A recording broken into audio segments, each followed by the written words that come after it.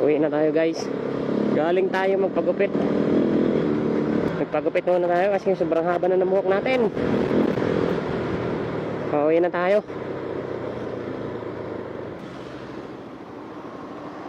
Dito tayo dadaan.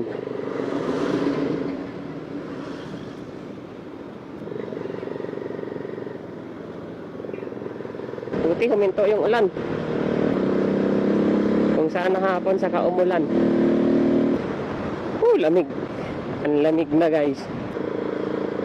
Ang dami kong camera guys na nakakabit. Sana all.